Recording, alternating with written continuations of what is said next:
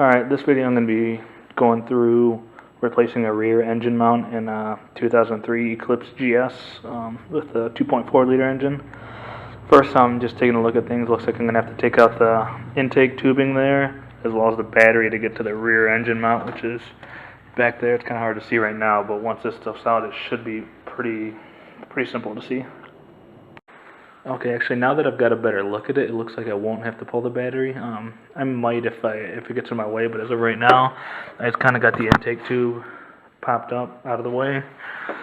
And you can see the mount right down in that area there. Looks like the big bolt going through the rubber, as well as the 3 there. So, it looks like it will be pretty simple, but we'll see how it goes.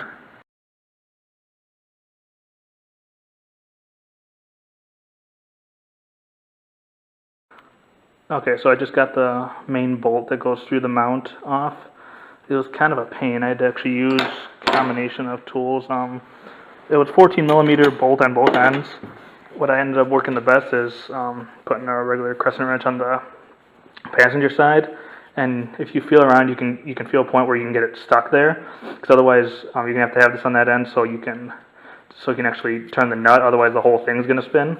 And then I used the ratchet, a combination of a deep ratchet, and then went to deep socket, deep 14, and went to a shallow 14. And I also used the ratcheting wrench as well at one point. So yeah, that point was kind of hard. It might have been easier without the battery tray in, but I mean, it was just kind of cramped back there. And this is Wisconsin, so it had a lot of rust on the bolts. So. Yep, now I'm going to get the 3 bolts that are holding the mount in place still.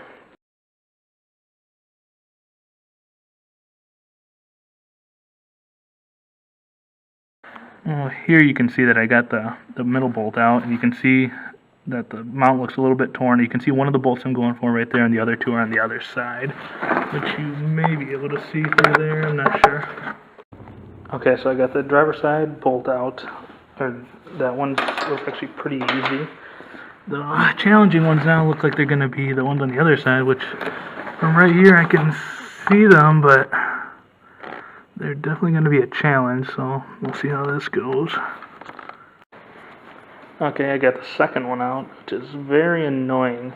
I had to use a combination of the breaker bar there, along with the ratchet, but yeah, it's a lot of rust built up here, so it's really annoying. It's taking way longer than I'd like it to.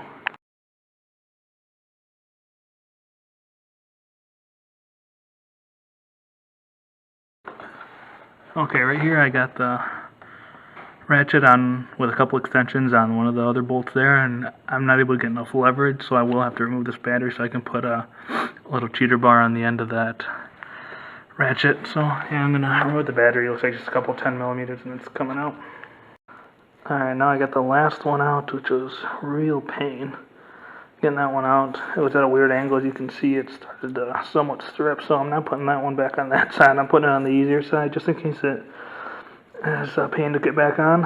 I'm also going to soak all these threads with some WD-40 or PB Blaster to help them go back in. Same with the holes. And then this is what I was using. I used the deep well, an extension, and another little one, and then I was using mainly the breaker bar, but then towards the end, once it actually loosened up, I used the ratchet. But for a good half to 3/4 of that, I had to use the breaker bar for every little tiny turn, so it's really time consuming here.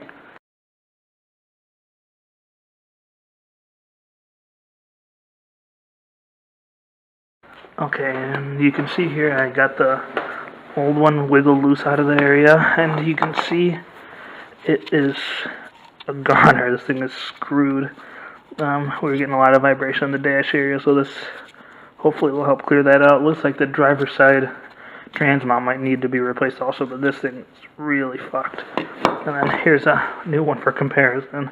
Obviously it's nice and solid, so I'm going to go ahead and put this one back in. Hopefully it's a lot easier to put in now that I'm going to soak all the holes and the threads and everything like that with some PB Blast. Alright.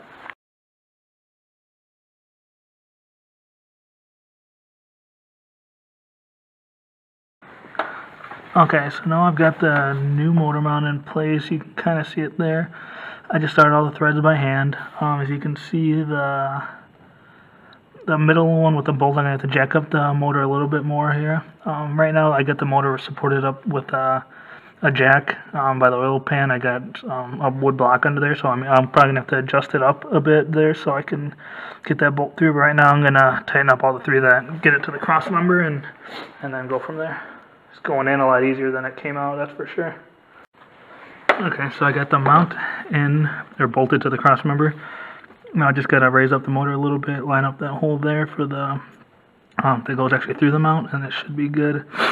Like I thought, it went in a lot easier than it came out. It took me probably almost an hour of cranking tiny quarter turns at a time with the breaker bar to get them out, but once I got them out finally, I soaked the threads with PB Blaster, and I also soaked the holes in the cross members, so they went in, way easier.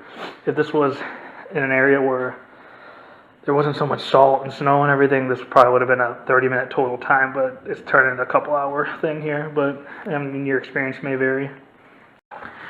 Okay, finally got the bolt through the mount. What actually I ended up having to do, I was having a lot of difficulty lining it back up, getting in the hole. I was able to get one side in, but the other just was getting all cockeyed and such. So what I did is I went ahead and loosened the 3 bolts again, and from there it gave me enough wiggle room to be able to get the thing through. So now it's in. I just got to tighten everything up, put the nut on the end, and just pop the intake back on, throw the battery in, and I'm good to go.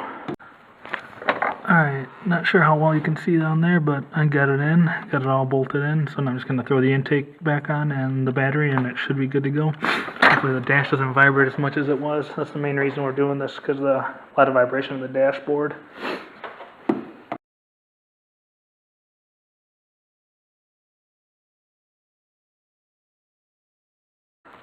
Alright, so now it's done, all put back together. Just going over some of the tools I used.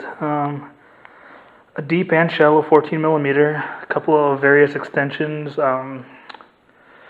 ratchet open-end wrenches, ratcheting open-end wrenches, a couple screwdrivers for trying to line back up the motor mount, PB Blaster if you're in the rust belt, and then also a big breaker bar if you got the rust problem the same as me. But yeah, it's all finished up, fairly straightforward if it wasn't for how rusted up, or how much rust there was there, so those things I had to do a bunch of quarter turns at a time, but overall it went pretty smoothly, all things considered.